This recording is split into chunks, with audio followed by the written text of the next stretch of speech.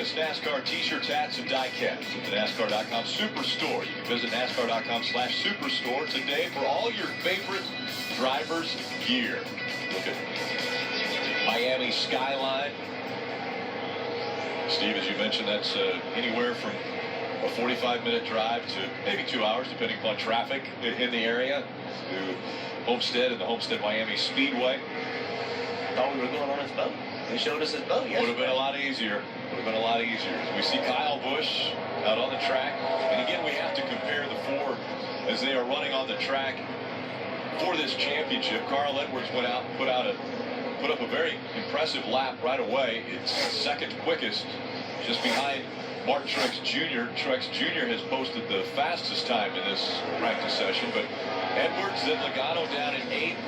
Jimmy Johnson is 10th, and Kyle Busch 14th. Yeah, unfortunately, Rick, on Monday, someone asked me who my favorite of the four was, and I couldn't come up with one. All week, I struggled to see who would be the favorite, and here we are, 2/3 of the way through final practice. And Jeff, I'm not sure I still have a favorite because, you know, you can look at different runs, different laps, and at each time, all four cars, I don't think any of them are a standout as a dominant car, but none of them are a standout as a poor car either. I think they're all right in the mix. So now it's going to come down to who makes the right adjustments, who communicates well after practice, maybe who even guesses on the track conditions the best tomorrow. What about the confidence of the driver? Can you put any weight into that? Because when they get out of their cars, who will be the most confident? I know coming into this race, Carl Edwards has definitely been the most confident. He has said that we know we can go there and we can perform and we can win this championship.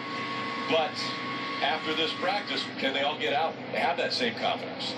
Listen, they all came here with a tremendous amount of confidence. They all, when you talk to them, they all feel like they can win the championship. They all feel like they have strong teams. They all know their weaknesses as well, but they definitely have a lot of confidence. The question is, when this is over, when this practice is over, and they look at the sum of their whole weekend, how are they in comparison to their other team, to the other teams they're racing against? And who, as Steve just said, who can make the best adjustments?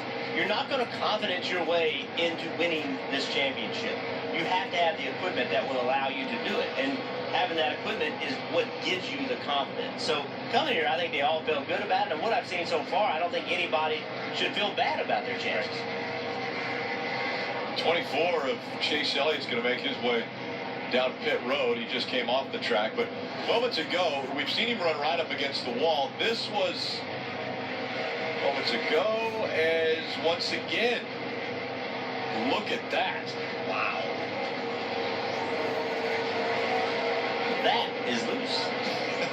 But you know what? I mean, it's like he got loose and got in the wall, and then he just kept digging. Chase Elliott still searching for his first win in the Sprint Cup Series. That, to me, is another part of the story. We talked about coming into this chase, how from 1st to 16th, we thought it may be the toughest chase so far. So as you eliminated all these good teams and now you're down to 4. Can somebody sneak up and win this race tomorrow that's not one of those final 4? Obviously, in the first 2 years, that hasn't happened. But can somebody find a way? Can Chase Elliott get his first win?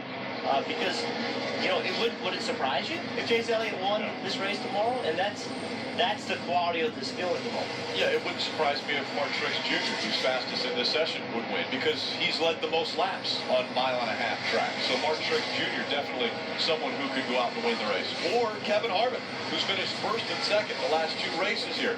Kevin Harvick could go out and win this race. You can see on the right rear quarter panel, the gentleman looking the body damage over. He's one of the fabricators at Hendrick Motorsports, and he's here just for this reason, to make sure there is a problem, they can jump on it and take care of it, but I don't think that's a good one. Well, the reason this right rear quarter panel is so important is because it's not just side or downforce when it comes to these cars. We'll go in this NASCAR heat evolution and really talk about side force, because while downforce is very important, the air pushing down on the car, probably as important or perhaps more important the way these cars run up against the wall is the side force. So as we see the air cleanly goes down the right side of the car, well, when the car turns, goes into skew, basically tail right, Jeff, look how much the air blows in that quarter panel, making side force, giving that driver something to lean on, kind of like a cane. That's right. You see those red arrows, the air is actually pushing the back of the car to the left. That makes a tremendous amount of grip. So that rear side force is very important. And also, as the car turns, it dumps the air on the spoiler. So side force is a huge factor in how these cars drive, and if you get the back of the car damaged too badly, it affects that rear side force there. It hurts the way the car drives. Yeah, Chase Elliott, this is remarkable driving right there, to not overcorrect and have it come back to the right. But when that car gets loose like that, what happens is, as that tail works out to the right, that air dumps on that spoiler and you gain rear grip. Now, we used to see 15 years ago the car would snap around, he would have backed into the wall. A more, I'd say, a more accurate accident to what we see now, Jeff, is that car gets loose, they turn to the right, and the car catches and goes right. That's right. That's more of the accident you start to see now. You see a smile on Alan Gunson's face, though. And that's really what you have to do at this point. What a great year for Chase Elliott. Let's come to Miami. Let's enjoy it. I think Alan deserves a lot of credit for how this team ran this year, as does Chase Elliott, the driver. So let's have a fun, relaxing final weekend. And I think Alan just saw the replay. Yeah, he might have. he was happy because they still had the primary car out there. Marty.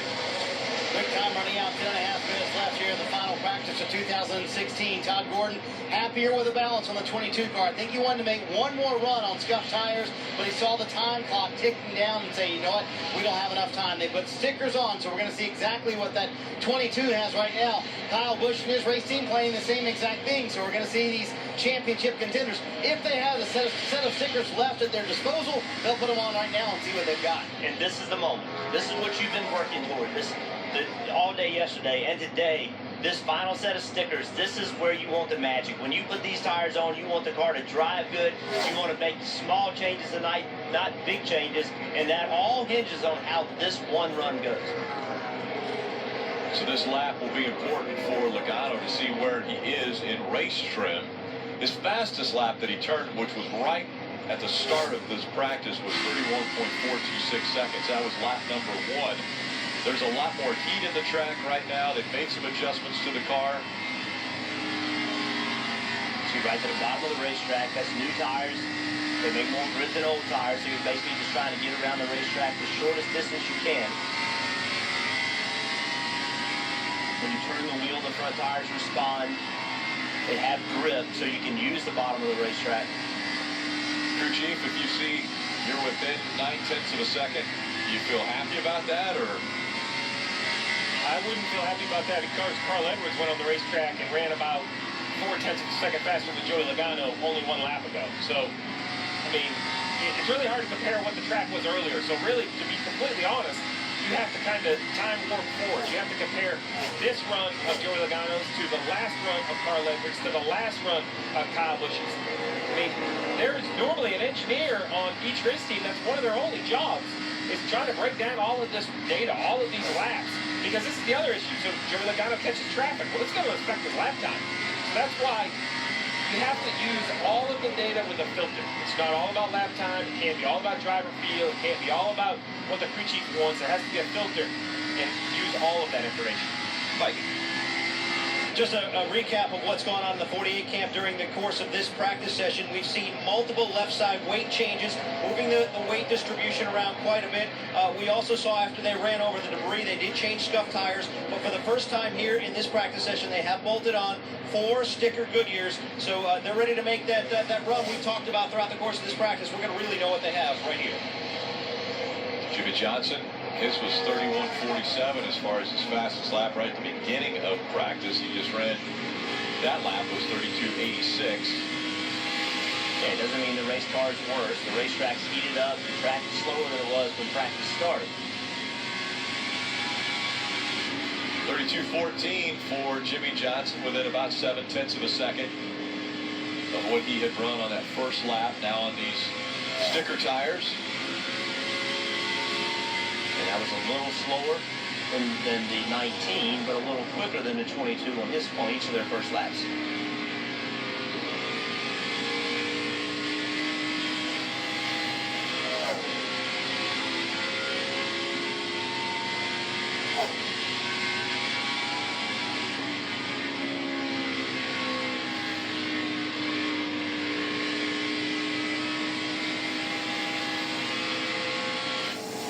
The King and the Intimidator in front of Jimmy Johnson's windshield. Can Superman join them with 7 championships? That's what's on the line this weekend for the 48 team.